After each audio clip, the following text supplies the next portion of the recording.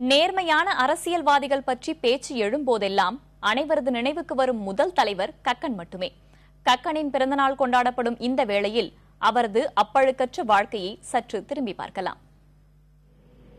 மதுரை மாவட்டம் தும்பைப்பட்டியில் பிறந்த கக்கன் தனது இளம் பருவத்தில் வெள்ளையனே வெளியேறு இயக்கம் உள்ளிட்ட சுதந்திர போராட்டங்களில் பங்கேற்று 18 மாதங்கள் சிறை சென்றுள்ளார். 1946 சட்டப்பேரவை உறுப்பினராகவும் 1952 நாடாளுமன்ற உறுப்பினராகவும் அவர் தேர்ந்தெடுக்கப்பட்டார்.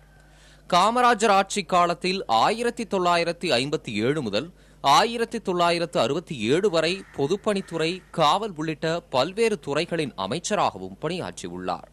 அவர் பொதுப்பணித்துறை அமைச்சராக இருந்த காலத்தில்தான் வைகை அணை கட்டப்பட்டது. கக்கனின் இந்த தொண்டினை நினைவு கூறும் தும்பைப்பட்டி மக்கள் அவர் வாழ்ந்த மண்ணில் பிறந்தமைக்காக பெருமிதம் கொள்கின்றனர். ஊர் மக்களுக்காகவும் நாட்டு மக்களுக்காகவும் ஒரு எளிமையாகவும் நேர்மையாகவும் பணிவாகவும் பாடுபட்டு பல துறைகளில் சட்டமன்ற துறையிலையும் பாராளுமன்ற துறையிலையும் ஒரு எளிமையான முறையில் பாடுபட்டு மக்களுக்காக உழைச்சி நல்ல ஒரு முறையில் செயல்பட்டவர். இந்த மண்ணில் பிறந்ததுக்கு ஐயா உடைய ஆசியோடு எங்களுக்கு ரொம்ப பெருமையாக இருக்குது. நாட்டு மக்களுக்காக தனது வாழ்வை அர்ப்பணித்த கக்கன் தனிப்பட்ட முறையில் எந்த வகையிலும் தன்னுடைய அதிகாரத்தை பயன்படுத்தி சொந்த பந்தங்களுக்கு உதவக்கூடாது என்பதில் கடைசி வரை உறுதியாக இருந்தார். அவருடைய உறவினர்களின் இன்றைய நிலையை பார்க்கும் யாருக்கும் அவருடைய நேர்மை புரியும். BA மீடியம் படிச்சிருக்கேன்.